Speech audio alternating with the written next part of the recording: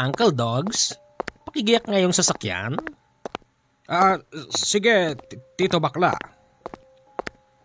Tito Bakla, saan po ba lakad natin? San pa? Inaaya ako ng date ng bago kong boyfriend. Tito Bakla, baka naman peperahan ka na naman yan. Sino ba yung lalaking yan? Si Jo Marie, ang bago kong boyfriend. Ipapakilala niya raw ako sa magulang niya. Nako, pangalan pa lang wala akong tiwala Tito Bakla. Sasama ka ba? O sasama ka? Sige, Tito Bakla. Sasama ako. Uncle Dogs, yung sasakyan. Eto na.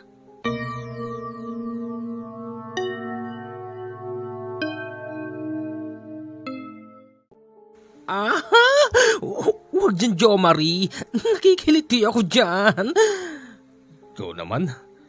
Para kikis lang sana ako sa napakabango mong leeg.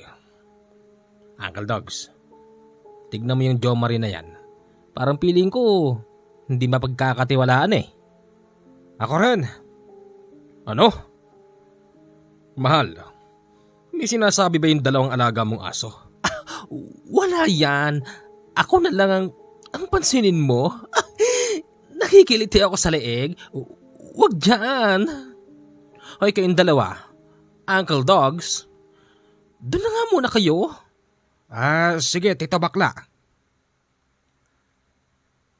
Yung tinatawag nilang Tito Bakla, Tito ang pangalan sa tunay na buhay. Tapos Bakla. Kaya't Tito Bakla na lang ang mas gusto niyang itawag sa kanya.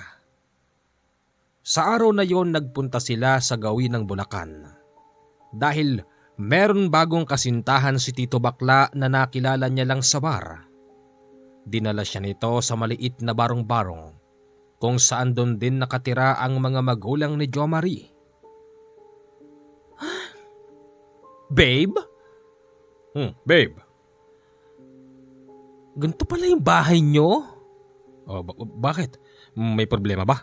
Di ba sinabi ko naman sa'yo na mahirap lang kami? I mean, pwede bang ipaayos ko tong bahay nyo? Kasi hindi naman sa hinuhusgahan kita pero hindi bagay sa mga matatanda na nakatira sa ganitong kubo.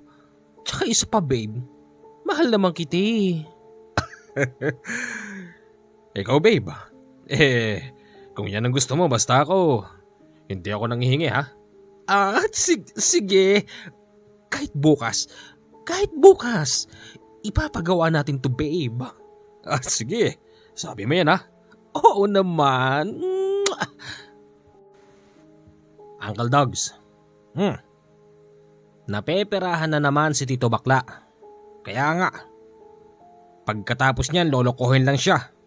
Tapos mag-uumiyak na naman sa atin dalawa. Tayo naman tong mga aso niya, hanggang advice lang.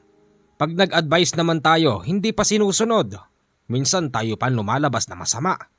Kaya nga sa pagkakataon na ito, wag na natin siyang i-advise basta bahala siya kung kailan siya maghihil. Tama. Hoy kayong dalawa, may problema ba kayo sa akin ha? Wala naman, Jo Marie. Anong Jo Marie? Magmula ngayon, boss ang itatawag niyo sa akin. Nagkakaintindihan ba tayo doon ha? Boss!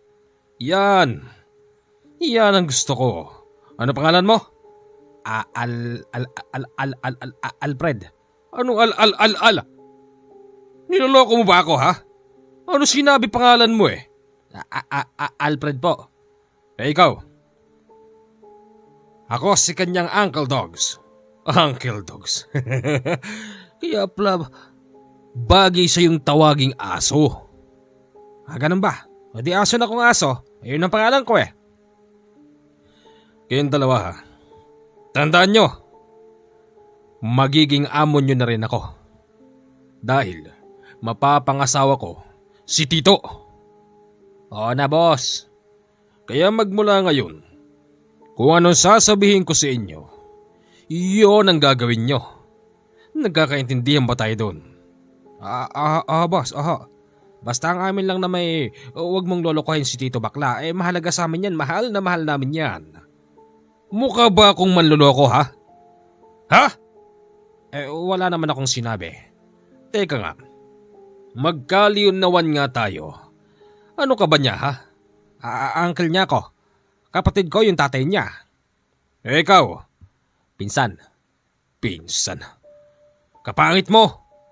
Paano kayo naging magpinsan? Aba, wala sa itsura yan. Nasa dugo yan. Pangit man ako sa iyong paningin, at least magkadugo pa rin kami ni Tito Bakla. Sigurado ka? Baka naman sampyad ka lang sa pamilya nila Tito. Hindi, magpinsan talaga kami. Boss, narinig ko. Ipapagawa raw ni Tito Bakla itong barong-barong nyo? Totoo ba? Siya naman ang may sabi. Hindi ko naman yun hiniling. Siguro ganun talaga pag nagmamahal. Ganun talaga pag mahal niya ako. Di ba, Uncle Dogs? Babe? Babe. Asan ka, babe? Nandito ako. Dinidisiplina ko lang tong dalawang aso mo na to.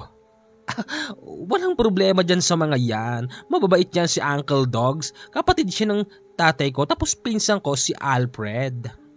Oo nga. Okay lang ba kayong dalawa? Okay lang ako, Tito Bakla. Ikaw, Uncle Dogs? Okay lang ako. Okay lang. Sige na, babe. Gusto ko pa isa. Iyon ang gusto ko. Tara. Okay, yung dalawa. Magbantay kayo dyan ha. Baka nakawin yung mag-aara kong kotse. Tito Bakla. Sige. Lintik na buhay ito, Uncle Dogs. Bakit na naman? Ginagawa tayong atyo ni Tito Bakla eh. Lalo na yung mayabang na Jo Marie na yon. Parang kung umasta akala mo tagal-tagal na niyang naging kasintahan ni Tito Bakla. Kung magsasalita nga tayo baka maluma siya dun sa mga dating naging kasintahan ni Tito Bakla. Yon talaga gwapo, hindi matabang katulad niya na merong bilbil. Huwag mo na lang sabihin, baka mapag-initan pa tayo. Kung si Tito Bakla lang, okay lang. Kasi siya naman talaga yung boss natin eh. Pero yung lintik na Jo Marie na yon, may araw din sa akin yan. Hindi ako papayag, Uncle Dogs, na yung Jo Marie na yun ang makakatuluyan ni Tito Bakla. Ako din! Pero silent muna tayo, okay? Sige. Kinabukasan bago sila umalis, nagpa-deliver ng isang damakmak na materyales na nanggaling sa hardware. Sinabi rin ni Tito Bakla na si Jo Marie na ang bahalang humanap ng kontraktor. Mag-iiwan na lang daw ito ng pera. Tapos uuwi na sila. Sige babe, umasa ka. 1 buwan tapos yan. 1 buwan? Babe, malaking bahay yan. Hindi yan parang barong-barong. Ganun ba? Babe, basta hindi ko to hiniling sa'yo ha. Ikaw ang kusa nagbigay nito. Baka mamaya mag-away tayo eh. Pakagat mo pa ako dyan sa 2 aso mo, babe. Hindi, okay lang yan. It's a normal. Normal? Siyempre, sige, babe. Yung pera, andun sa may Durabox mo. Babe. Bahala ka na ha, sa design, sa kulay, sa mga taong kukunin mo. Bahala ka na babe, babalik ako sa 1 linggo. Medyo busy muna ako sa business natin. Alam mo naman, marami akong branch sa Maynila, sa Bulacan, sa Nueva Ecija, sa Cebu, sa Cotabato, sa Davao, sa Zamboanga, sa Palawan, at pati na rin sa... Tama na babe. Alam ko mayaman ka pero hindi yan ang ginusto ko sa'yo. Sige. Pagsakay nila ng sasakyan, nakita ni Uncle Dogs ang isang matandang babae na nandoon sa ilalim ng puno. Nakatingin ito sa kanila na para bang may ibig sabihin. Uncle Dogs, bakit ayaw mo pang patakbuhin yung sasakyan natin? Tito Bakla, may matanda doon eh. Anong paki ko doon? Parang may gustong sabihin. Wala akong pakialam. Kung manghihingi siya ng limos, sige. Bumaba ka ng kotse. Bigay mo to sa kanya. Sige. Nilapitan nga ni Uncle Dogs yung nakikita niyang matandang babae sa ilalim ng puno. Paglapit niya rito, napailing ang matanda. Manang. Yung mga tinginan mo sa amin parang may ibig sabihin. Kailangan mo ba ng limos o ano ba? Pagkain ba? Marami kami niyan. Mabait ang boss kong pamangkin ko. Hindi ko kailangan ang anuman mula sa inyo. Ha? Ganon ba? Bakit ka nakatingin sa amin ng ganon? Anong ibig mong sabihin? Gusto ko sanang pigilan kayo sa nangyayari pero mukhang huli na ako. Ha? Bakit naman? Hindi ko alam. Sige na. Baka sabihin nyo nakikialam pa ako sa buhay nyo. Sige ho. Teka lang. Kunin mo ito.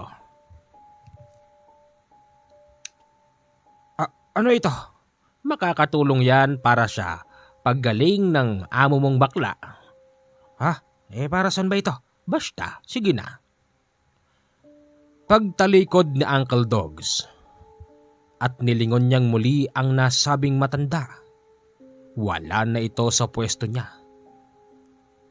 Saan napunta yung matandang yon? Ang bilis naman niya! Uncle Dog, sali ka na! Nariyan na. Pagbalik sa kotse, sinabi ni Uncle Dogs ang mga nakita niya. Sino ba kasi yung baklang yon? Matanda, hindi siya bakla na kagaya mo. Oo nga, nasanay ako sa salitang bakla. Ngayon, magmaneho ka na at uuwi na tayo. Kating-kati na ako rito. Kagabi pa ako hindi makaligo. Paano ka namang makakaligo ron, Tito Bakla? Yung kinukuhanan nila ng tubig galing sa balon. Sumalok nga ako at nagdumi ako, ang dumi-dumi pala ng tubig. Kaya nga, Alfred, paano ako maliligo? Kaya nga nagsuggest ako na ipagawa yung bahay na yon. Tara na, umuwi na tayo. Pagdating sa Maynila, nagring ang telepono. Mabilis yun kinuha ni Tito Bakla. Ikaw pala, Tonyo? Yung isa kong nakilala dun sa bar? Oo, ako to. Kakamustihan lang sana kita eh. Eto, maganda pa din. Ganun ba? Pwede ba tayo magkita? Sure! Saan mo gusto? Sa mall? Kahit saan? Dito sana sa amin eh. Saan ba inyo? Sa Negros. Negros? Oh my gosh. Malayo yan pero caring-carry ko yan. Pero okay lang ba magsasama ako ng dalawa kong aso? Aso? Baka hindi kayo pasakayin sa eroplano. Hindi aso, tao. Tinatawag ko lang silang aso ko kasi madalas silang nakasunod sa akin. Ganun ba? O sige, ikaw ang bahala. Okay. Anong address mo dyan? Bigay mo lang sa akin at isusulat ko. O sige. Pagkatapos nilang mag-usap, mabilis ding nag-prepare si Tito Bakla. Hinanap nito sa Uncle Dogs. Nakita niyang nandun ito sa ilalim ng puno at nagpapalamig. Uncle Dogs? Uncle Dogs? Tito Bakla, ano yon? May tatanong ako sa'yo. Saan bang gawin yung Negros? Parang alam ko Visayas na yun eh. Ganon? Mas malayo ba yun sa Cebu? Siguro. Bakit ba? Pupunta tayo doon. Kikitain ko si Tonyo. Sino na naman yung Tonyo na yon? Aba. Sino siya? O di, boyfriend ko din. Aba. Tito Bakla, sumusobra ka na yata. Ilang lalaki ba dapat ang kailangan mong kalungin para magtino ka? Ano? Nakikialam ka na sa akin ngayon? Uncle Dogs, baka nakakalimutan mo. Bayaran lang kita. Buwan-buwan. Sa mga palad kita pinapakain. Okay? Kaya kung anong sasabihin ko, yon ang susundin mo.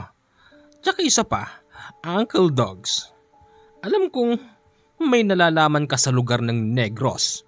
Kasi yung babaeng nang iwan sa'yo kaya hindi ka na nag-asawa, sabi mo sa akin noon, taga Negros yung pangit na yon. Ano?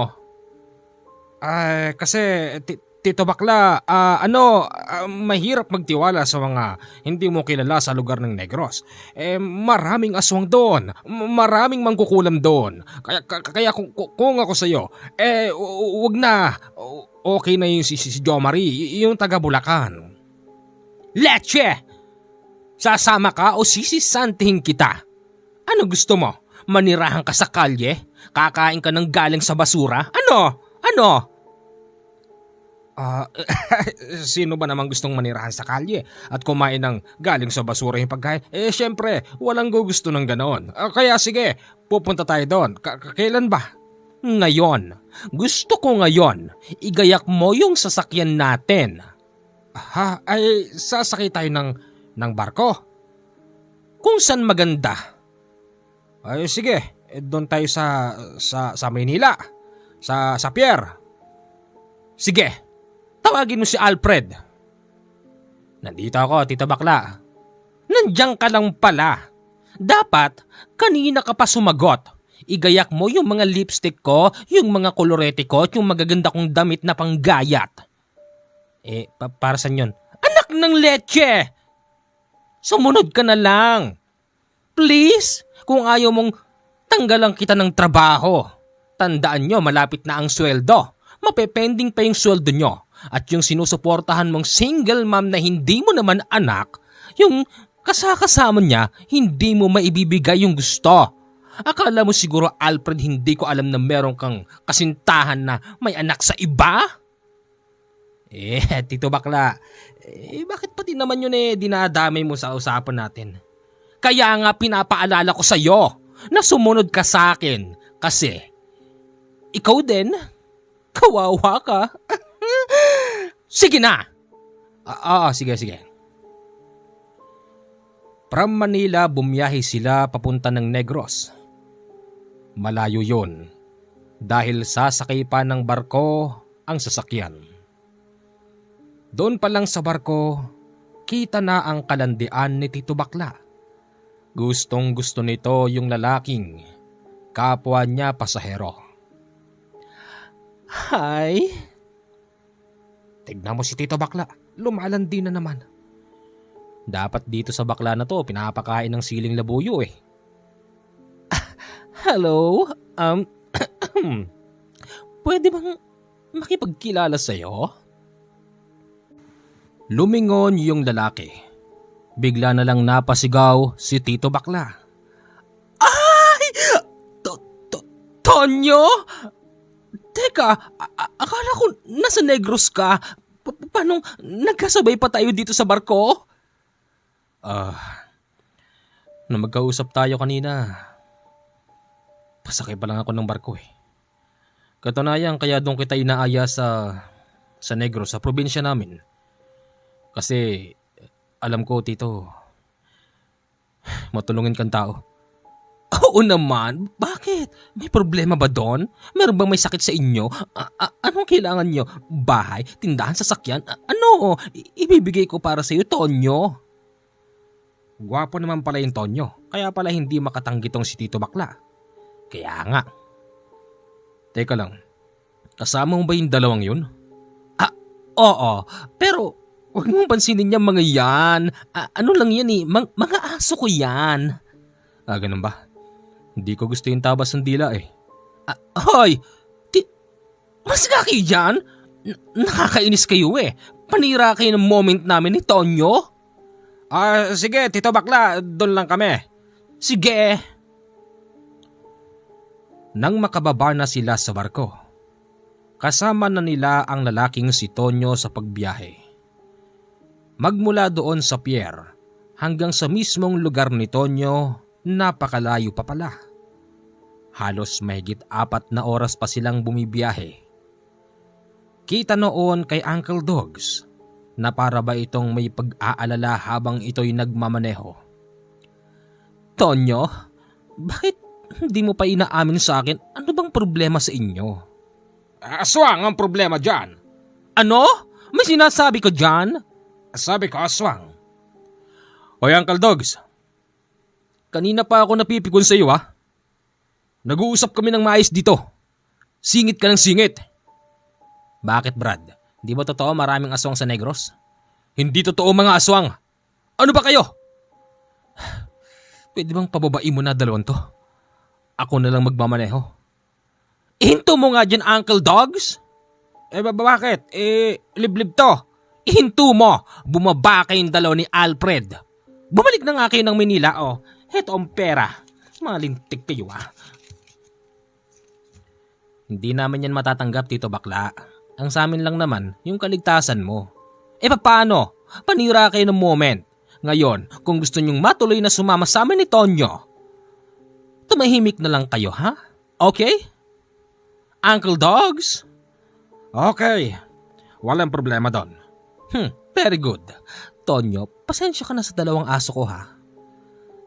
Huwag lang ako makakarinig na hindi maganda, ha? Yes, boss.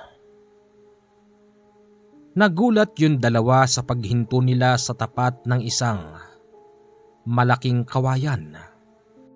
Halos nakasampay na rin sa lupa ang kabilang dulo noon. Bakit dito tayo huminto? Sabi ni Boss Tonyo, hinto daw Oo. Pasensya na pero hindi makakapasok yung kotse sa loob Iwan na lang natin dito. Sige, kahit mawala na yan okay lang. Aba, hindi pwede yun, mamahalin to. BMW ata to. Kung ganon, maiwang ka rito. Hindi, sasama ako. Magmula doon, naglakad sila ng halos kalahating oras. Hindi naman noon nag-iinarte si Tito Bakla. Kasi habang naglalakad sila, nakahawak siya sa kamay ni Tonyo at humahalik-halik pa sa liig ng lalaki. Sabihin na nating malamok, madilim sa biyahe o sa paglalakad. Walang kaarte-arte ang bakla. Siguro iniisip na lang nito na maka-score. Lentek na lugar to. Boss, Tonyo, malayo pa ba? Malapit na dyan yung sapa. Sasalubungin tayo ng kuya ko. Kuya? Sinong kuya? Basta yung kuya ko. Siya nga pala yung kuya ko. Meron siyang gamit ng kariton ng kalabaw. Hindi siya nagsasalita. Pipi siya, pero matalas ang pandinig niya at paningin niya. Kaya wag na wag niyo siyang huhusgahan. Hindi naman kami mahilig manghusga. Natatakot lang kami rito baka may aswang. Walang aswang dito sa amin. Tumahimik ka nga, matanda ka. Oo na. Sige na lang.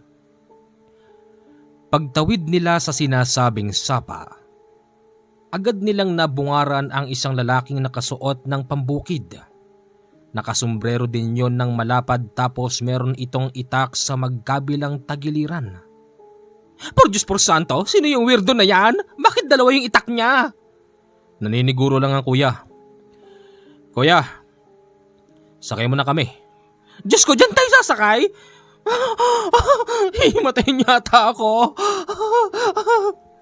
Ano ka ba? Di ba nagmamahalan tayong dalawa? Bakit kailangan mo mag-inarte? Diyos ko, kalabaw. Takot ako sa kalabaw. Kasi nung malit ako noon, sinipa ako niyan tapos sinuwag ako. Yan ang nga bang sinasabi ko Halika na nang makarating na tayo doon. Sige Uncle Dogs, pero doon ka sa harapan ha. Baka mamaya, sipain tayo niyan. Tara na. Sumesenyas na ang kuya ko. Pagsakay nila ng kariton ng kalabaw, mahigit 10 minuto pa itong naglalakbay. Kaya naman pala kinakailangan ng serbisyo ng kalabaw at kariton. Yung dadaanan pala nila hanggang tuhod ang putik. Pero baliwala yon sa napakalaking kulay itim na kalabaw. Nandito na tayo. Andito na? Nasaan ang bahay niyo dyan, Tonyo? Ayun Asan? Wala akong makita, madilim. Palagay ko, yung may konting ilaw na digas. Ayon? Teka, bahay ba yon? Pasensya ka na. Tara, tuloy na tayo. Pagpasok nila sa loob, akala nila'y walang tao dahil sa matinding katahimikan. Pero nagulat sila merong mga matatandang nakahalera. Anong meron dito? Hindi na ako magpapaligoy-ligoy pa. Kaya kita sinama rito. Kasi, tara sa kwarto. Anong meron? Shucks! May patay? Oo, lola ko siya. Matagal na siyang patay. Magdadalawang linggo na. Hindi namin maipambalsa mo. Wala kaming sapat na pera. Hindi rin naman namin maipalibing. Ayaw kasi namin na ibalot na lang siya sa kumot tapos ilubog na lang sa lupa. Gusto kasi naming bigyan ng maayos na libing ang lola. Tito, alam ko matutulungan mo ko. Hindi naman siguro ako mapapahiya sa iyo pagdating sa maliit na halaga, hindi ba? Oo naman. Sige, bibilan natin siya ng gintong at taol. Sobra naman yun. Huwag ka naman nagbibiro ng ganyan. Palagay ko sa mga matatandang pinanganak nung panahon ng Hapon, pwede na dyan yung simpleng kahoy lang na kinulayan ng kulay puti tapos merong maliit na salamin, makita lang yung muka. Oo, tama ka Brad, tama. Yun lang ang kailangan namin. Sige, yun lang naman pala eh. Magkano ba'y ganun dito? Hindi ko rin alam eh. Pero sigurado ako bukas malalaman natin. Tanya! Tanya! Lolo? Tanya! Lo! Nandito na ho ako, Lo! Mabilis nagtatakbo si Tonyo sa kabilang kwarto. Napasugod din sila doon. Nakita nila ang isang matandang hirap ng makatayo. Napansin nila na hindi rin ito masyadong nakakakita.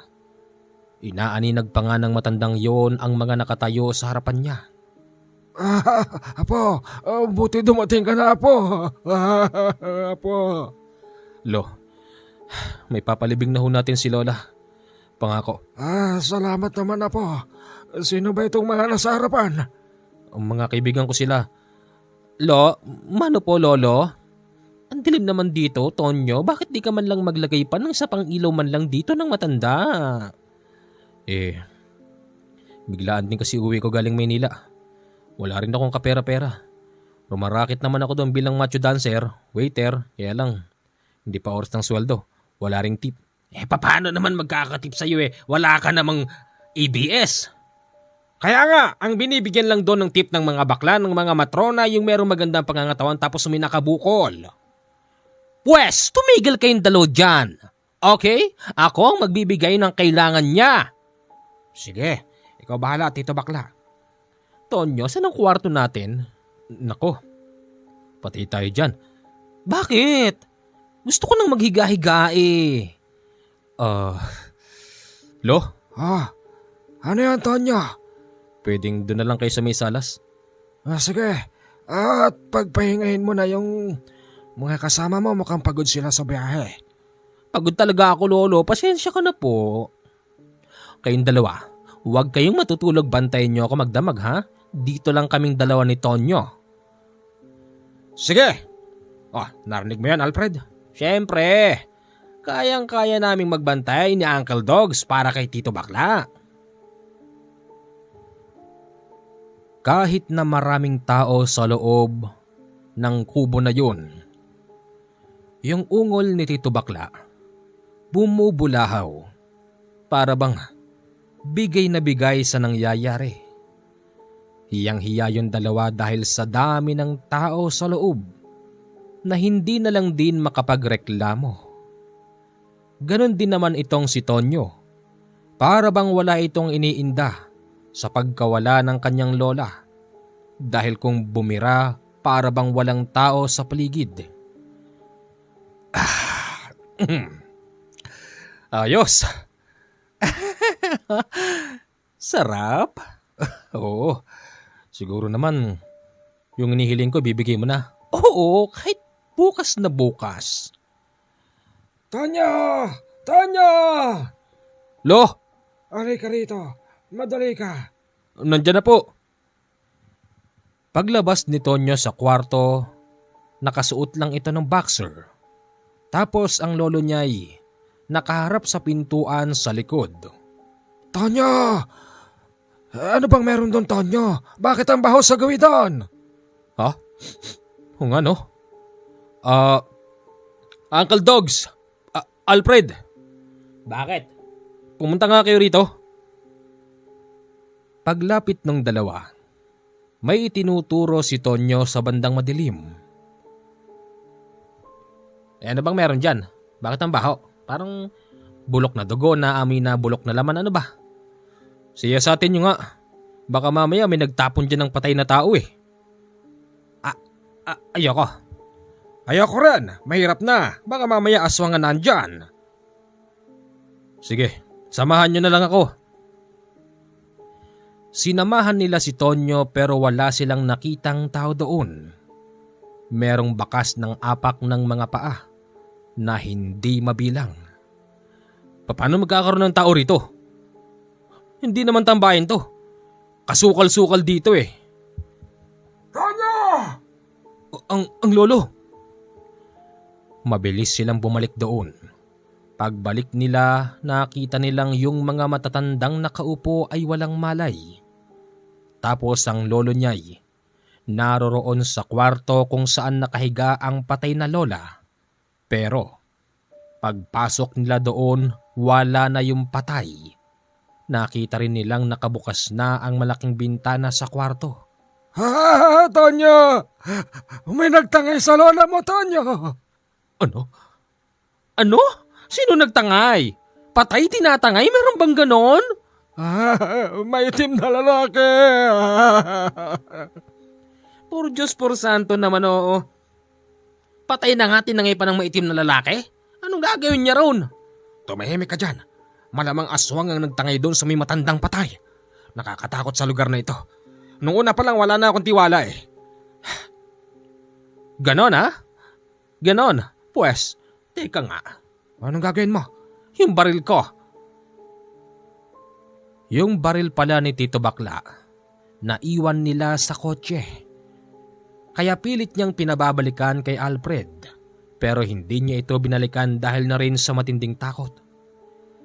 Hanggang sa sumikat na lang ang araw, doon pa lang din nagising ang mga matatandang nasa loob ng kubo. Anong gagawin natin ngayon? Tito Bakla! Huwag kang matakot, aking Tonyo. Pupunta tayo sa police station. Pumunta sila ng police station noong araw na yun. Nireport ang pagtatangay ng patay. Ginawa naman ng mga pulis ang kanilang trabaho. Nagkandak sila ng operasyon sa magubat na bahagi ng lugar na yun. Pero wala silang nakita. Ayon sa pulis, baka nagkakamali lang sila. Kasi hindi rin maipaliwanag ng matandang lolo ni Tonyo kung sino ba talaga ang nagtangay. Kasi nga malabo na ang paningin nito ng dahil sa katandaan. Totoo sinasabi ko, sir. Isang lalaking may itim na tadtad ng balahibo ang kumuha sa asawa ko habang nakaratay. Sir, tulungan niyo po kami, sir. Ipapalibing namin ang asawa ko, sir. Kailan pa ba siya namatay? Magdadalawang linggo na. Wala kaming sapat na pera para ipa-imbalsa mo at mabigyan siya ng maayos na libing. Alam niyo, Tatang, pag ganong usapin ilapit niyo ho sa barangay. Si Kapitan na po ang bahala doon at ilalapit niya yun sa munisipyo. Yan naman ho ang hirap sa inyo eh. Porque wala kayong nalalaman at kayo'y nasa malayong kabihasnan. Ang iniisip niyo wala ng ibang tao makakatulong sa inyo. Tandaan niyo po, parte pa rin kayo ng Pilipino. Hindi kayo pababayaan ng gobyerno. Napagalitan pa ng pulis ang matandang hirap nang makakita. Tapos ang reklamo nila'y tila na baliwala. Sir, maulang galang na po. Baka naman pwede tayong magbantay. Baka mamaya makita yung bangkay ng lola ng kasintahan ko. Sir, magbabayad ako kahit magkano, sir. Makita lang, kawawa naman yung matanda. Ganun ba? Hindi naman kailangan ng bayad para kami magtrabaho. Parte ito ng trabaho namin. Pasensya na ho kayo sa mga nabitaon kong salita, masakit man pero may katotohanan. Sige po, dahil request nyo, trabaho naman namin to, o di magtatrabaho pa rin kami. Nagpakalat pa rin ng mga pulis sa lugar na yon. Nakapokus sila sa paghahanap sa matandang tinangay ng sinasabing lalaking maitim. Kaya lang nagsawa na rin sila kasi wala talagang makita. Pero yung ibang mga pulis inatasan ng hepe na mag-imbestiga na baka simpleng tao lang ang may gawa nun, na baka meron lang taong galit sa kanila at nang makakuha ng pagkakataon tinangay ang matandang patay. Ganun pa man, sa kabila ng pag-iimbestiga ng isang sarhento, wala siyang nakuhang tamang sagot sa mga tao. Wala ho ba talaga, sir? Ang kutob namin. Baka raw aswang ang gumawa nun. Aswang? Hoy! Anong aswang ang sinasabi mo dyan? Sir. Ako nga pala si Uncle Dogs. Kung ako lang tatanungin, naniniwala ako sa mga aswang. Sa tanda kong ito, marami na akong experience sa buhay. Ganun ba? Pero hindi rito sa lugar ko. Kung may aswang sa ibang lugar, ibahin mo lugar ko, tanda. Pasensya na kung natatawag kitang tanda kasi ibang usapin na yung sinasabi mo na yan eh. Okay lang ho, pasensya na rin po. Nagtagal sila doon ng mahigit 1 linggo. Pero gabi-gabi hindi pa rin pumapalya si Tito Bakla sa pakikipagtalik sa kasintahan nitong si Tonyo. Ano ba naman yan? Wala talagang iniisip si Tito Bakla kundi maka-score. Siguro may bulitas yung taong yan. Palagay ko rin. Lo? Wala naman na si Lola. Anong gagawin natin? Tonyo, suko ko na ba po? Kakalimutan mo na ba ang magandang pinagsamahan natin ng iyong lola? Baka nakakalimutan mo. Lumaki ka sa amin. Lolo? Suko na rin yung mga pulis eh. Sa palagay nyo ba, aswang talaga ang gumawa nun at kumuha kay Lola? Sigurado ako, hindi ako maaaring magkamali. Nang bago pa mamatay ang lola ninyo, meron na ako nakikitang maaligid dyan. Hindi ko lang sinasabi kasi mahirap din paniwalaan. Kung ganon, aswang nga ang gumawa nun. Hindi pang pulis yung kaso na yan. Pang albularyo yan, pang babaylan, pang manghuhula. Yung mga espiritista ro sa Quiapo, yan ang kailangan nating lapitan para maituro ko sa batinangay ng mga lintik na aswang na yan, yung matandang namatay. Albularyo. Tama. May kilala akong albularyo. Samahan niyo ako. Sinarado muna yung bahay na yun.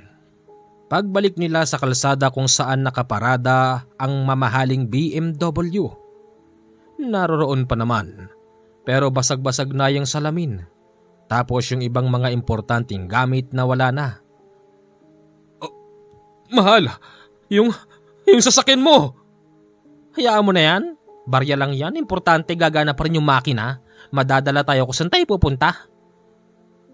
Tara na. Baka umalis yung kilala kong albularyo. Lolo, malayo ba yon? Medyo. Nagmaneho pa rin noon si Uncle Dogs. Tapos, nakaalerto si Alfred. Sa loob ng 1 oras at kalahati, narating nila ang lugar ng albularyo. Ito yung bahay ng albularyo. Carlito! Sandali lang! Lumabas ang isang matandang panot. Nakahubad pa ito kaya't kitang-kita ang kulubot sa buo niyang katawan. Ay Diyos ko naman, nandito ka pala. May kasama ka pa. Saglit lang at magbibihis ako. Tatang! Ang tanda-tanda mo na. Ang laki naman yan. Sa'yo ba lahat yan? Ay Diyos ko, nakakahiya. Nagbihis muna ang matandang Carlito. Paglabas nito, kinausap siya ng lolo ni Tonyo. Carlito, alam kong ikaw lang makakatulong sa amin. San kaya dinala ng lalaking maitim ang asawa ko? Sino? Sino ang asawa? Yung asawa ko!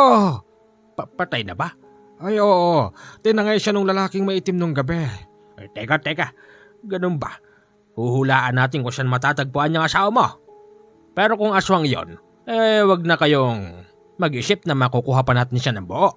Baka mamaya buto na lang at mukha ang natira doon. O kapag walang awa yung gumawa nun, baka pati butot mo kakainin nun.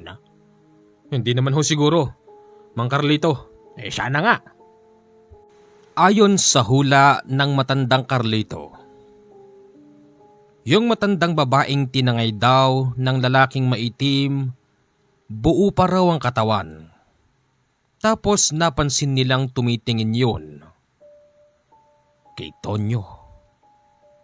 Isa yon sa pinagdududahan ni Uncle Dogs at ni Alfred kung bakit, pero hindi masabi-sabi ng matandang albularyo kung ano ang ibig sabihin niya. Manong, bakit tinitignan mo si Tonyo? May ibig sabihin ba yan? Wala naman. Bakit ho? Bakit? Wala, basta buo pa ang katawan niya. Nang dahil doon nagbayad si Tito Bakla. Maliit lang naman, pero ayaw tanggapin nung una ng matanda. Kung ganon, buhay? No, buo pa ang katawan niya. Di dapat lumapit tayo sa mga pulis para ma-recover natin ang katawan ng lola mo. Siguro, mahal. Huwag muna natin isipin si lola. Mas makabubuti siguro kung lilipat mo muna kami. Sige, kung yun ang gusto mo. Hindi muna nila inintindi ang patay na katawan ng lola ni Tonyo. Bagkus, ang sabi ni Tonyo ilipat sila ng bahay. Ang gusto pang mangyari noon ni Tito Bakla, patayuan sila ng bago. Pero tila ba nag-aapura si Tonyo na makalipat. Sinuggest nito na bilhin na lang yung malaking bahay sa kanilang baryo. Noong mga panahon na yon, ang halagang 1.2 milyon, malaking bahay na ang kayang bilhin. Ora mismo nakalipat sila doon. Tita Bakla, wala ba tayong plano na umuwi sa Maynila? Gusto mo, Alfred, mauna ka na? Ang samin lang naman, Tito Bakla, mukhang pineperahan ka na lang ng taong yan. Tanda mo ba yung gabing nandoon tayo sa bahay ng albularyong Carlito? Buo pa naman daw yung katawan ng matandang nawawala. Tapos tumitingin siya ron kay Tonyo na para bang meron siyang ibig sabihin. Alam mo, duda ko lang, Tito Bakla. Baka kasi pineperahan ka lang noon. Baka namang magkakuntsaba yung mga yon. Ako naman, Uncle Dogs, parang palagay ko. Yung mga matatanda doon, kinausap yun ni Tonyo para pagbibigyan sila ng pera. Kunwari nakikiramay, parang palagay ko pera-pera lang ang labanan eh. At hindi lang yon, pati yung lolo ni Tonyo palagay ko hindi siya nagsasabi ng totoo.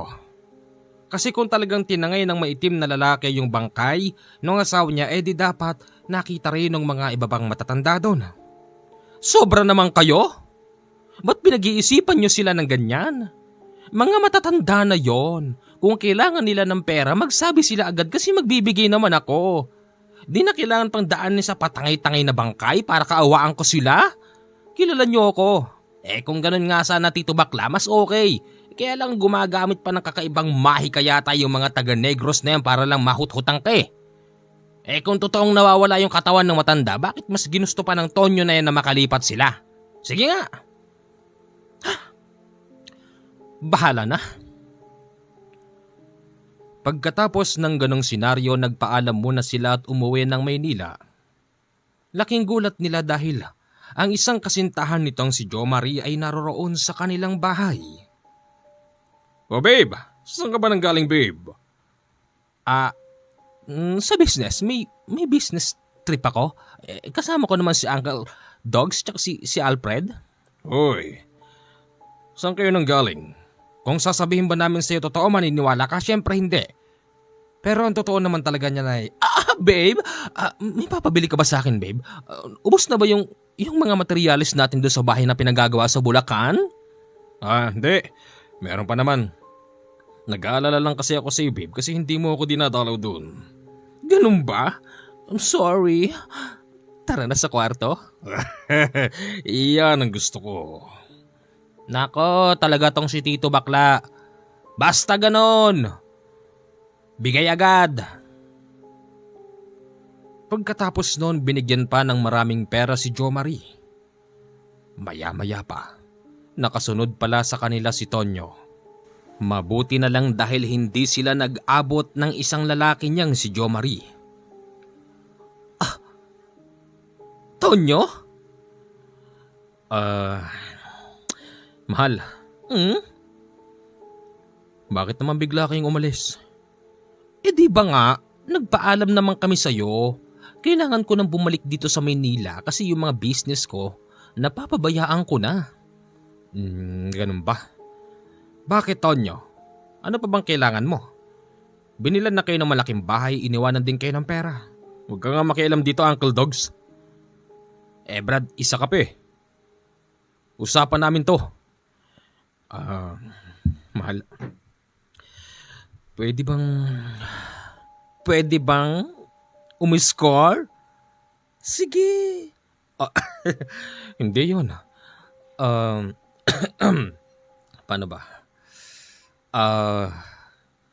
Pwede bang bigyan mo ulit ako ng pera? Pera na naman? Ayaw mo? Sige. Pasensya na, alis na ako. Ano ko ba? Ano ba kasi talaga ang kailangan mo? Iyon nga eh. Bibili sana ako ng sasakyan. Sige. Magkano ba? 100,000. Okay na yun. Okay. Agad itong pumirma sa isang tseke at ipapa-encash na lang sa bangko. Pagalis noon, kitang-kita ni Uncle Odogs at ni Alfred ang demonyong ngiti ni Tonyo. Uncle Dogs, naisahan na naman si Tito Bakla. Kaya nga, Hindi no, ganun ako magmahal. Sasabihin namin sa iyo totoo, yung Jo Marie sa Bulacan at yung Tonyo dyan sa Negros. Piniperahan ka lang yan. Kahit na, hindi nila mauubos ang yaman ko. Ang akin lang naman, makuha ko yung gusto ko sa kanila. kung ganon, wala pala tayong dapat na ipag-alala, Alfred. Yun lang naman pala ang gusto ng pamangkin kong si Tito Bakla. Maubos din yan. Madali lang ubusin ang pera. Hindi. Kahit ako'y natutulog, may pumapasok na pera sa akin. Alam nyo yan. Kasi businessman ako. Businessman. O na. Isang araw, bumalik sila sa Bulacan. Tiyempong wala roon ang kasintahan nitong si Jo Marie. Laking gulat nila dahil hukay pa lang ang meron. Hinahanap nila ang mga materyales katulad ng bakal, semento, hollow blocks. Wala silang makita. Pero meron naman doon tambak-tambak na mga lupa. Asan yung mga materyales dito? Bakit hukay pa lang? Uncle Dogs, ano yon? Ayun na may matanda oh. Manang? Bakit? Bakit ka nag-uumiyak, iha? Manang, yung boyfriend ko? Yun na nga ang gusto ko sanang sabihin noong una tayong nagkakitaan. Huwag mo nang ituloy kasi lolokohin ka lang ng Jo Marie na yan. Kilala yan dito bilang gold digger. Siya nga pala, meron kang matinding problema na haharapin. Yan ang nakikita ko sa iyo. Ano? Anong problema naman yun? Kung ako sa iyo, tigilan mo na ang isang mapang kinalolokohan. Dahil hindi basta tao yun. Anong ibig niyong sabihin, Manang? Ang taong yun ay mahilig din sa ganon. Ibibigay ang init na gusto mo. Pero balang araw, hindi lang ganon ang gusto nun sa'yo. Mag-iingat ka sa mga pinapakain sa'yo dahil baka mamaya gawin ka ng aswang. Aswang? Baka ang tinutukoy niya, si Tonyo yung taga Negros. Oo, hindi yun basta aswang. Isa siyang gabunan. Mahusay silang magkunwari. Huhututan ka noon at kapag wala nang makuha sa'yo, gagawin ka na lang alipin. Ano? Hindi totoo yan! Sinungaling ka, Manang, sinungaling ka! Ay, Manang, sino ho ba kayo? Siya ako ang manghuhula. Manghuhula ako ng baryo namin. Kilala ko lahat ng tao rito kahit kanino ka magtanong. Umalis na nga tayo? Jo Marie, nasan ka na? Wala man lang naitayo kahit na isang poste. Ang dami-dami mo pa namang kinuhang tao. Umuwi muna sila.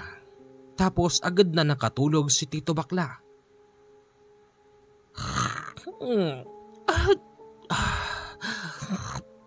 Jo Marie. Tonyo. Tignan mo tong si Tito Bakla. Nananaginip na lang binabanggit pa yung 2 boylet niya. Jo Marie, huwag dyan. Tonyo, dyan ka sa legs. Ay nako, gumising ka na nga dyan, Tito Bakla! Jo Marie, Tonyo, nagsabay ba kayong dalawa? Anak ng matanda, oo. Ako ito sa Uncle Dogs, tsaka si Alfred. Anong nagsabay ang sinasakabi mo? Ginigising ka namin kasi binabangungot ka yata. Hindi, no? Ang ganda nga ng panaginip ko eh. Si Jo Marie nasa leeg ko, tapos si Tonyo sa legs.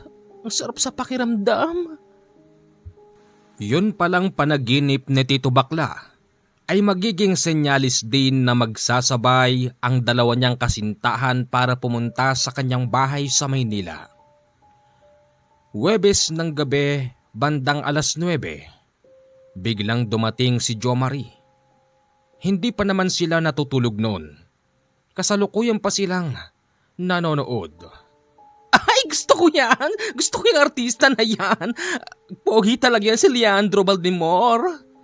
Nako, pati pa naman mga artista pinagnanasaan mo. Siyempre, pag namit ko yan, iiwanan ko na si Jo Marie at si Tonyo. Baka sigurado ako. Hindi ka papansinin yan. Babe? Jo Marie? Babe, muntik na ako magselos dun Paano ka nakapasok? Oo nga, paano ka nakapasok dito, Jo Marie? Nakabukas yung gate nyo eh. Yan naman ang hirap sa inyo. Nagpapabaya kayo tapos magtatanong kayo. Ako pala huling galing sa labas. Bumalik kasi ako ng Yossi. Sinarado ko na. Baka may iba pang pumasok. Teka lang, Jo Marie. Saan ka ba huling nang galing? Nagpunta ako ron sa pinagagawang bahay pero kahit isang poste walang naitayo doon. Anong nangyari? Babe, magpapaliwanag ako. Ganito kasi yan eh. O kita mo? Pamali-mali ka na ng sinasabi? Ganyan talaga pag merong tinatago ang isang lalaki. Hindi. Babe, kasi naisip ko. Doon kasi sa may lote namin doon hindi ko na ipapatuloy yung pinapagawang bahay. Kasi maraming chismoso doon. Maraming makakasira sa pagmamahalan natin. Kaya naisip kong sa ibang probinsya na lang bumili ng lupa at doon magpatayo ng bahay. Talaga ba? Oo. Katunayan, nakapagsimula na rin doon Meron na ngang poste. Talaga? Sama mo nga ako doon? Wag mo na ngayon. Mas maganda kung kumpleto. Yung bang pupunta ka na lang doon, matutulog ka na lang, ganun ba? Sa bagay. Hoy. Ako ba? Hindi ikaw. Tito Bakla. Bakit? May tao. Sino? Oh my gosh. Teka, bakit sino yun? Lagot na. Naabala ko ba kayo? Mahal. Pwede ba tayo mag-usap? Anong mahal? Teka, sino ka ba? Ba't mo tinatawag na mahal yung babe ko? Nagpapaliwanag ako? Hindi. Sino tong lalaking to? Babe, magpaliwanag ka. Huwag mo sabihin, kasintahan mo rin siya. Mga binata, huwag kayong mag-away dito. Hindi. Uncle Dogs, huwag ka makikialam. At bakit di kami makikialam? Kung dito pa kayo magpatayan, kung gusto nyo doon kayo sa labas ng bahay. Aba, sino ba itong kutong lupang ito? Huwag ka nga makialam ha. Nagkasabay si Tonyo at si Jomari. Nagkahamunan. Lumabas sila ng malaking bahay ni Tito Bakla. Naghubad parehas at parehas din palang may dalang patalimang dalawang yun. Siguro, mas maganda kung lalayo pa tayo ng konti. Doon tayo sa mapunong bahagi. Total maluwang naman tong lupain ni Mahal. Sinasabi ko sa iyo, Jomari, umatras ka na dahil papatayin kita.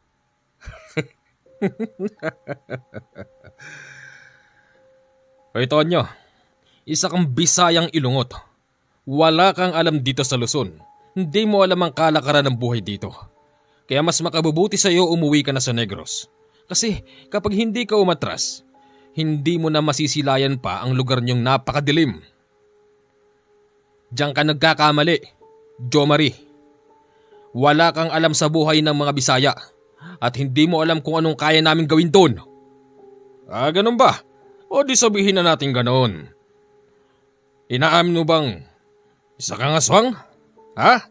Isa kang mangkukulam? Kami dito sa Luzon. Kaya ayaw namin pumupunta sa mga lugar na yan kasi pangit ang mga tao dyan. Weirdo. Maraming mangkukulam at maraming aswang na kumakain ng hilaw na laman. Tama na yan! Magsiksitigil na nga kayong dalawa.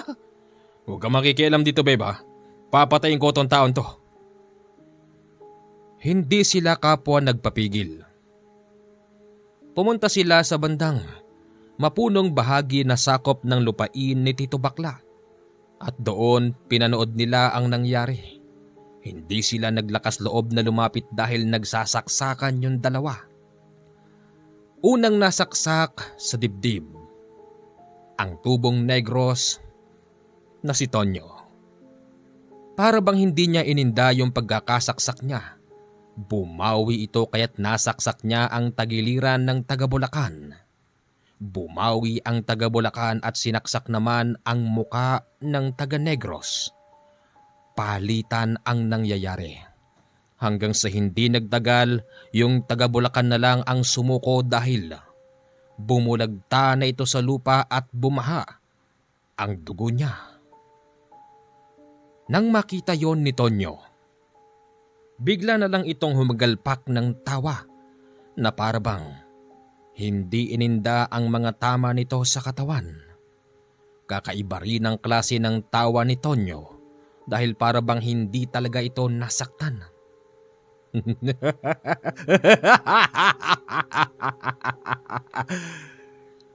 Tumba ka na ngayon. Wala palang sinabi tong mga taga-Bulacan na ito eh.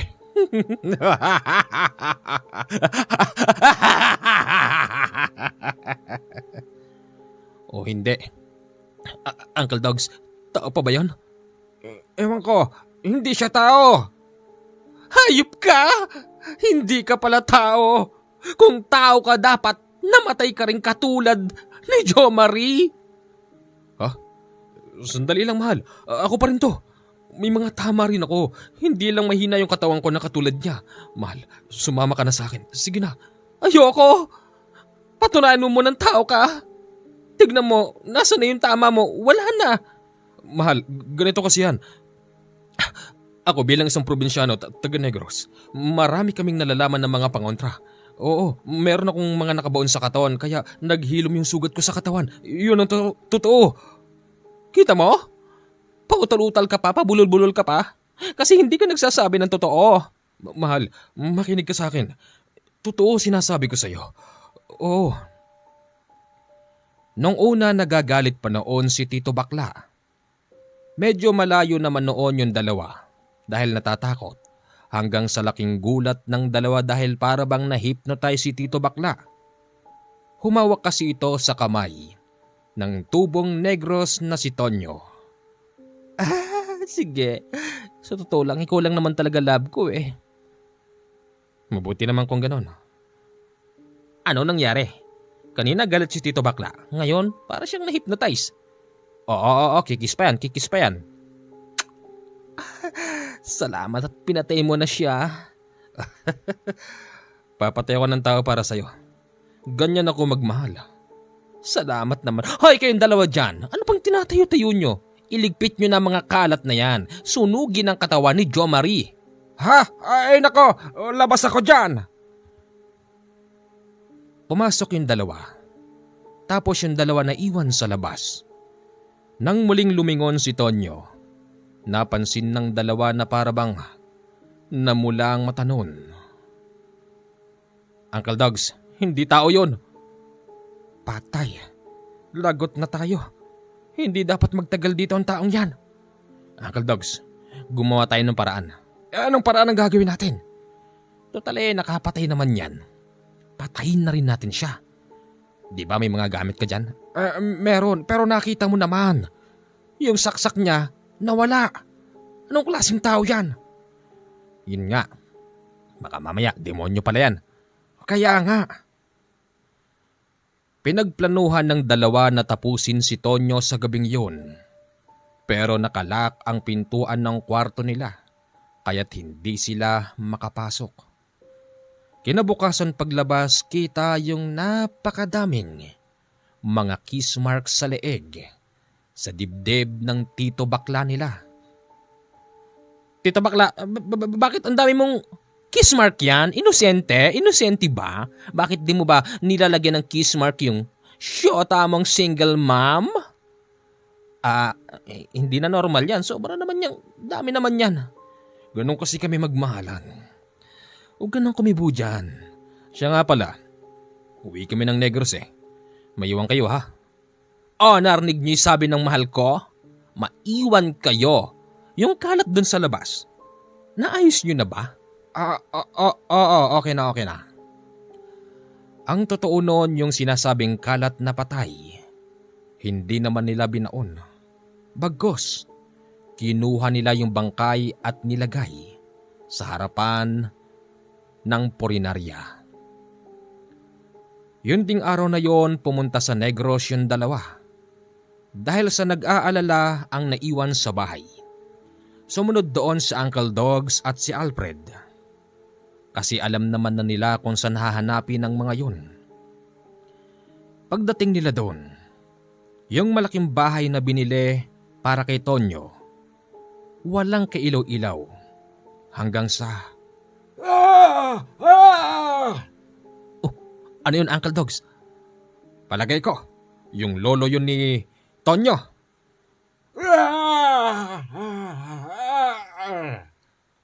Ano nangyari doon? Ba't gumaganon yun? Nako, hindi kaya't pati ang matandang yun eh. Anong ibig mo sabihin? Hindi yun sigaw ng nasasaktan. Yun yung sigaw na parang nagpapalit ng itsura. Uncle Dogs naman eh. Tinatakot mo naman ako eh. Hindi kita tinatakot. Totoo ang sinasabi ko. Naka po. Kung nagpapalit, ibig sabihin, yung matandang yun, aswang pala yun. Maaari. Kaya mag-iingat tayo. Papalapit na sila ng papalapit sa pintuan. Nakabukas kasi yun na parabang sadyang pinabayaan. Habang sila'y nasa loob ng madilim ng malaking bahay, mas lalo nilang naririnig yung malakas na sigaw ng lolo ni Tonyo.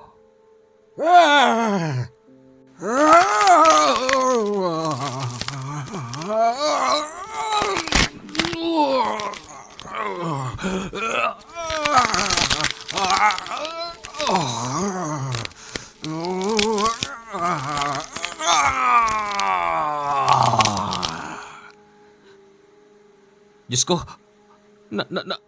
naging aswang! Kitang-kita ng dalawa ang pagpapalit ng anyo ng isang matandang lalaki.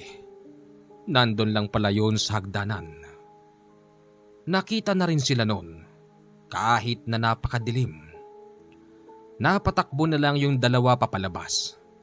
Pero hindi sila sinundan ng isang aswang na nagpalit ng anyo. Ang plano ng dalawa, tatakbo sila sa pinakamalapit na bahay upang humingi sana ng tulong.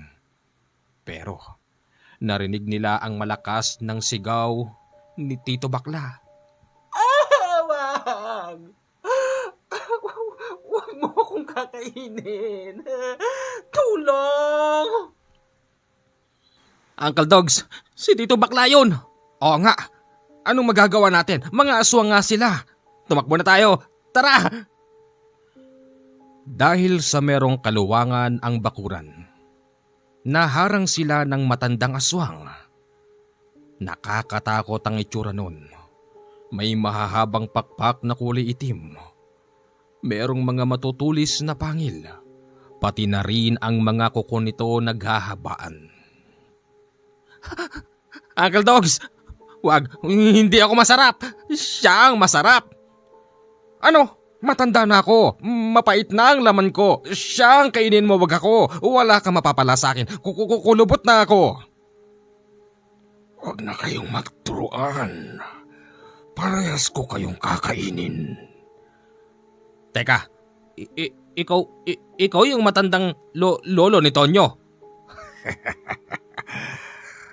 Masarap ka ba? Hindi ako masarap. Susugurin na sana sila noon nang biglang narinig nila ang malakas na sigaw ni Tonyo sa ikalawang palapag ng bahay. Lolo! Halika na rito! Pasalamat kayong dalawa. Lumipad yon, papunta sa ikalawang palapag ng bahay. Nakakuha sila ng pagkakataon. Tumakbo sila sa pinakamalapit na kapitbahay pero hindi sila pinagbubuksan. Wala palang kwenta mga tao rito eh. Pumunta tayo sa pulis. Oo. Saan ang pulis dito? Di magtanong tayo. Sa kasamaang palad, wala silang napagtanungan ng gabing yun.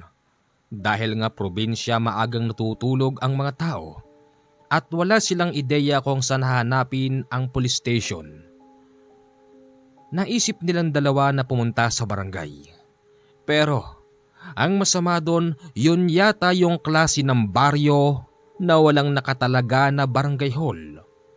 Inikot-ikot nila ang buong iskinita pero wala silang nakita na barangay hall. Tao po! Tao po! Tao po! Tulungan niyo po kami! Tulungan niyo po kami! Nanay, may tao yata. Huwag ka magbubukas, anak. Baka aswang yan. Hindi po kami aswang. Tao po, tulungan niyo po kami. Nanay, matandang lalaki. Umalis na ho kayo. Wala kayong makukuhang tulong sa amin. Hindi namin kayo matutulungan. Iha, pagbuksan mo kami. Ituro mo lang sa amin saan ba papunta rito ng bayan at hihingi kami ng tulong sa mga pulis. Kahit na nagmamakaawa na yung dalawa sa labas, hindi pa rin nagbukas ng pintuan ang may bahay. Marahil natatakot ito dahil para bang laganap sa baryong yon ang kwento patungkol sa mga aswang. Inabot na lang sila ng pagsikat ng araw hanggang sa naisipan nilang bumalik. Sa palagay ko, Uncle Dogs, hindi magiging aswang ngayon ang mga yon. Araw ngayon eh. Takot sa araw ang mga yon. Sigurado ka doon. Tara, puntahan natin yung mga lintik na yan. Tignan natin kung makakapagyabang ba sila ngayon. Tama! Mabilis ding nakapasok yung dalawa dahil hindi nakasarado ang pintuan ng gate. Sa mismong bahay naman nakabukas bahagya ang pintuan. Boy, pa kaya si Tito Bakla? Palagay ko, parang nararamdaman ko eh. Sus, umiral na naman yung pagiging manghuhula mo. Iba ang pakiramdam ko. Palagay ko lang. Ba't ganon? Ba't parang walang tao rito? Asan kaya si Tito Bakla, Uncle Dogs? Hindi ko alam. Baka sa akin mo tinatanong. Nilibot nila ang buong malaking bahay pero wala roon si Tito Bakla. Maging ang maglolo. Wala sila doon. Saan kaya sila nagpunta? Buhay pa kaya si Tito Bakla? Buhay pa yon. Huwag kang negative dyan. Ganito, abangan na lang natin sila. Tama. Dahil sa walang katao-tao doon, naghanap sila ng pwedeng gawing paraan para pwedeng ipanglaban sa mga aswang doon. Pumunta sila ng kusina, walang asin, walang bawang, pero may mga kutsilyo at pantaga. Hinanda ng dalawa ang pwede nilang gamitin panglaban. Hanggang sa nang sumapit na ng bandang tanghali. Naghanap ng CR sa Uncle Dogs. Yung CR sa kusina nakalak. Pilit niya itong tinatadyakan at nang mabuksan niya, tumambad sa kanya yung napakabahong dumi ng tao. Nasuka pa nga noon si Uncle Dogs. Lumabas ito para maghanap pa ng CR. Hanggang sa nakakita siya ng isang butas na kasya yung sasakyan. Aba! May basement pala ang bahay na ito. Alfred! Uncle Dogs, bakit? Halika rito. Pumasok sila sa basement. At doon, nakadinig sila ng mga mahihinang hikbi.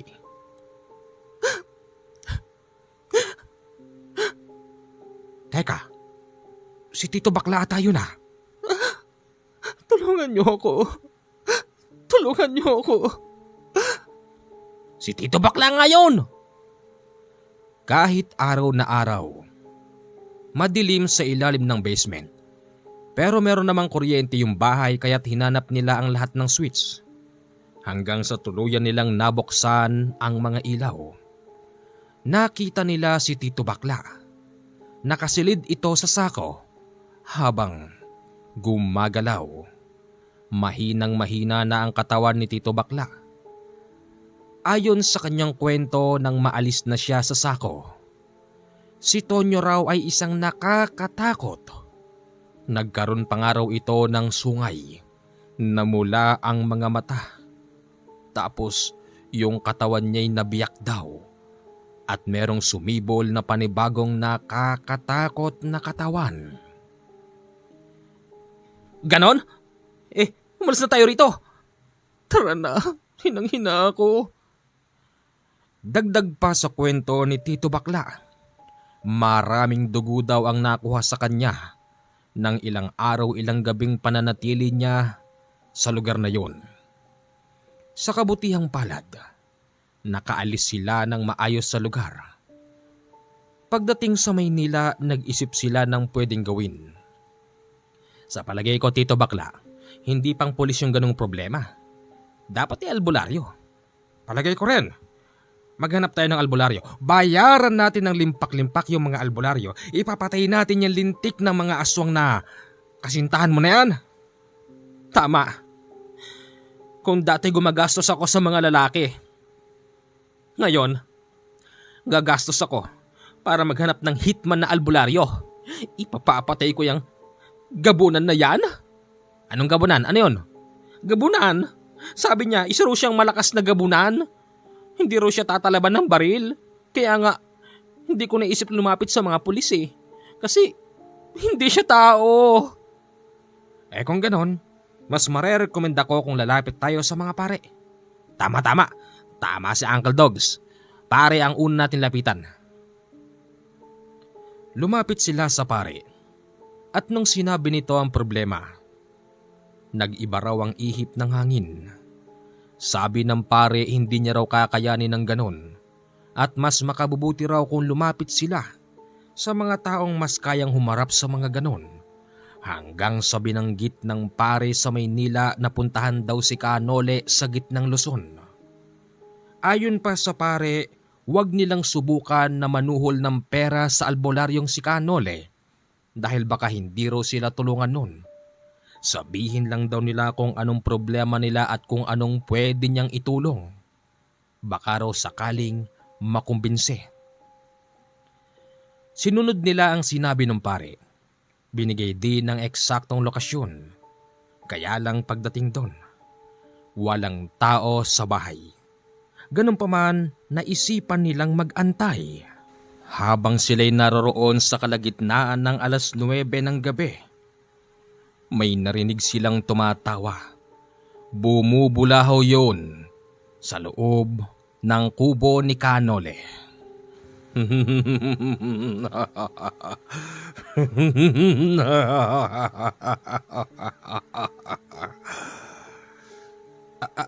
Uncle Dogs, Tito Bakla, ano yun? Ano yung maingay na yun? Saan galing yung tawa na yun? Nako, Mali yata itong napuntahan natin ha. Hindi yata ito yung kubo ng albularyo. Ano ka ba? Magtiwala ka. Lolokohin ba tayo ng pare doon sa Maynila? Palagay ko bantay yun ng albularyo. Palagay ko rin. Ano bang ginagawa nyo rito? Ha? Saan yun? Uncle Dogs! Yung puno! Oh my God! Ano yan? Ang sabi ko, anong ginagawa nyo rito? Kapre yan. Oo, tama, kapre yan. Kaibigan, nagpunta kami rito para humingi ng tulong. Nasaan na ba yung albularyo rito? Pwede bang sabihin mo sa kanya umuwi na siya? Nandoon siya sa gawin ng Mindanao. Kasalukuyan siyang nakikipagdigma sa mga matataas na uri ng aswang doon. Kung makapag-aantay pa kayo ng 3 araw, nasisiguro kong uuwi na siya. Kaibigan, kapre ka, diba? Ano ka ba rito? Bantay ka ba niya? Nagpapakita ako kapag wala siya. Mamaya darating ang mga mag-aaral niyang naroroon sa Sagradong Kuweba. Sagradong Kuweba? Saan yun? Baka pwedeng doon muna kami tumuloy kasi kaibigan, takot na kami. Kasi may mga aswang na humahabol sa amin eh. Hindi kayo pwedeng pumasok doon. Ang tanging nakakapasok lang doon, mga mag-aaral. Kung natatakot kayo, dito lang muna kayo sa kubo. Protektado kayo rito. Sige, kaibigan.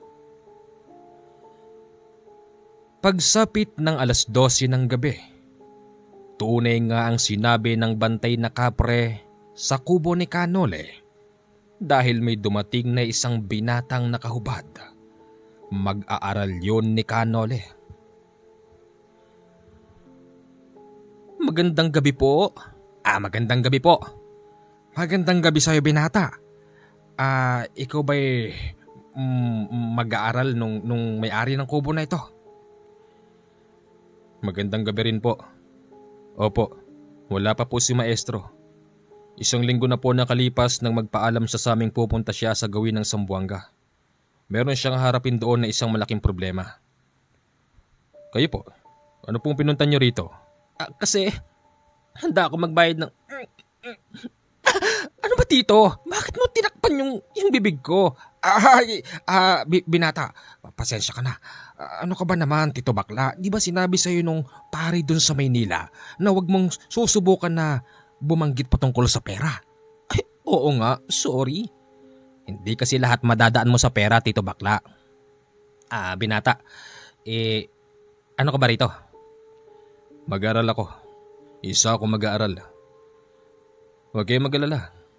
Kung ano man ang problema nyo, kayang lusutan niya ni maestro. Tungkol ba saan yan? Ito kasing Tito Bakla namin, muntik nang mamatay. Nahigop yung marami niyang dugo. Doon sa may kasintahan niyang pinirahan siya, tapos ang sabi, isa daw yung gabunan. Ano ba mga gabunan? Ayon sa akin nalalaman, ang gabunan ay isa sa mataas na uri ng aswang. Hindi sila basta namamatay kahit natadtarin mo sila ng pinong-pino. Ganun ba? Tito Bakla, mag-isip ka na. Ano, gaganti ka ba talaga o... Gaganti ako! Hindi ako papayag na mabubuhay pa yung mga ganong klase ng tao. Marami pa silang mapapatay. Huwag ho kayo mag-alala. Ang maestro po namin ay willing tumulong ng walang bayad. Huwag nyo lang pong susubukan na manuhol ng pera. Sige. Binata, ang ganda naman ng katawan mo. Sa'yo ba lahat yan? Alin? Yang abs mo? Ba syempre. Lahat kami rito magaganda ang katawan. Bukod sa hindi kami ganong kumakain, medyo hirap din kami rito sa pagtatrabaho. Katulad na lang ng pagtatanim at pag-aararo. Parte yan ng buhay namin dito bilang isang mag-aaral para kami mabuhay. Ganun pa man hindi kami nagugutom dahil marami nang nakabaon na mutya sa katawan namin. Ibinabaon sa amin yan ng maestro naming si Kanole. Ganun ba? Ang hiwaga naman? Habang nag-uusap sila, dumating si Kanole Kaya ang mag-aaral ay pumasok na sa kuweba. Magandang madaling araw po. Sino siya? Kayo ho ba yung may-ari ng kubo, yung Nole? Palagay ko hindi yan. Parang piling ko matanda na yung Nolesto. Kanina ka pa nila inaantay. Oo, tama ka, matanda na siya pero bata pa rin ang itsura niya. Ganon ba? So, sa madaling sabi, siya talaga yung nire-recommend ng pare. Pero masyado ka naman yatang gwapo iho para maging isang albularyo. Yung mga tipong ganyan nakakabingwit ng mayaman. Wala po akong oras para pag-usapan ng mga bagay na yan. Alam ko na kailangan nyo. Kailangan nyo ng tulong. Kagagaling ko lang ng Mindanao. Nagtumba ako doon ng 4 na aswang. Kinakailangan natin bumalik ng Negros para mabigyan daan niyang paghingi mo sa akin ng tulong. Paano nyo po nalaman? Marunong ako magbasa ng isipan ng tao at nakikita ko ang nangyari sa nakaraan. Ganun ba? Sorry, hindi ko po alam. Manong albularyo, pwede bang... Gusto ko kasing matapos ni mga yun eh. Sige, valid naman ang katwiran mo. Tutulungan ko kayo. Salamat. Pero, sa isang kondisyon. Ano ba dito? Sinabi na sa'yong huwag kang magbabanggit patungkol sa pera. Oo nga, Uncle Dogs. Anong kondisyon po ba yon? Ang isang kondisyon, kailangan mong magbagong buhay. Hindi po pwedeng habang buhay ka na lang ganyan. Maganda kang lalaki. Hindi naman sa pag-ano pero kasalanan na maging ganyan sa'yo. Pangalawa, kailangan kapag naging lalaki ka, panindigan mo, dapat ay magkaroon ka ng sarili mong supling. Ngayon ganyan ka pa rin, tigilan mo na ang panlalalaki mo. Yan ang ikakapahamak mo. Nagkakaintindihan ba tayo? Ha? Wag nyo naman pong ilapit sa akin masyado yung mukha nyo. Ang bango nyo po. Mabango? Galing ako sa digmaan. Ilang araw na akong di naliligot kumakain. Paano ako naging mabango? Basta mabango po kayo. Alfred? Tita Bakla, bumili ka nga ng makakain. Wala na kayo mabibilan dito. Malayo dito ang bilihan ng pagkain. Sige, kailan ba tayo babalik doon? Bukas na lang. Kailangan ko rin munang magpahinga. Magpopondo ako ng lakas para sa haraping kong digmaan na yan. Ano ba nangyari sa'yo? Kwento mo nga. Kala ko kasi seryoso. Hindi pala, mukhang pera. Aswang pala. Gusto ba naman akong kainin? Ganun ba? Di ba? Sabi ko sa iyo eh. Magbago ka na. Magpakalalaki ka na. Opo, pero tulungan niyo muna kami. Walang problema yun. Kinabukasan, pumunta sila ng Negros gamit ang isang pribado na kung tawagin ay pagmamayari ng mayaman, yate kumbaga. Sumakay sila doon kaya't hindi rin biglaan ng pagdating dahil marami silang dinaanan. Nang makarating sila doon, dito na sinimulan ni Kanole ang pagpasok sa bahay. Nasaan kayo? Nasaan kayong mga walang hiya kayo? Nandito kami! Papatayin namin kayo! Mukhang tinakasan na tayo ng mga yon. Nakabukas pa rin ang pintuan at gate. Hindi. Nandito lang sila. Nararamdaman ko sila. Akala nila walang tao doon. Nang pumasok si Kanole sa basement, doon niya nakita ang kakaibang seremonya. Hapon na nung oras na yon, pero maraming tao sa basement. Anong ginagawa nila? Yung gabunan na kasintahan mo, plano ka palang gawing alay, katulad ng babaeng nakatali na yun. Sabi ko na nga ba, kaya gusto ko ring tulungan kayo kasi marami tayong maisasalba. Tiyempong inabutan pa natin.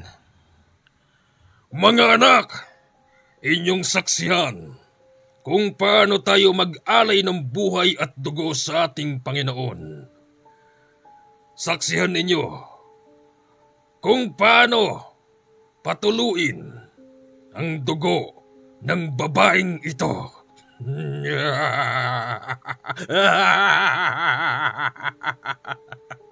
Itigil mo yan, Tonyo? Bumabalik ang aking minamahal.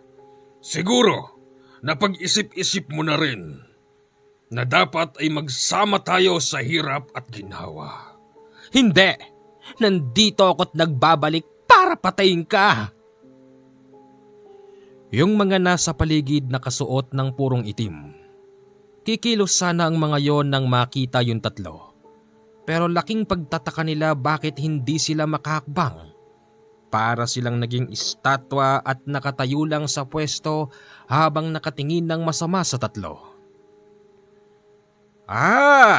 Para kayong mga estatwa dyan! Etong sa inyo! Naglabas ng kutsilyo si Uncle Odogs. Pinagsasaksak ang mga lalaking nakaitim. Lahat ng mga yon hindi man lang tinablan. Walang kulto yata mga ito Ako, ang nag-iisang gabunan dito. Papatayin ko kayo. Sa oras na ako yung makagalaw. Hindi ka makakagalaw. May kasama akong malakas na albularyo, kaya humanda ka kung papatay sa'yo.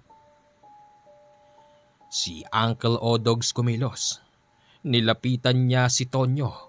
Akmang sasaksakin niya ito habang ito'y nakatayo sa kakaiba na upuan. Biglang lumipad ang tatay o lolo ni Tonyo at sinagpang si Uncle Odogs hanggang sa sila'y nagulong-gulong sa napakaraming nakatarak na kandila sa lupa.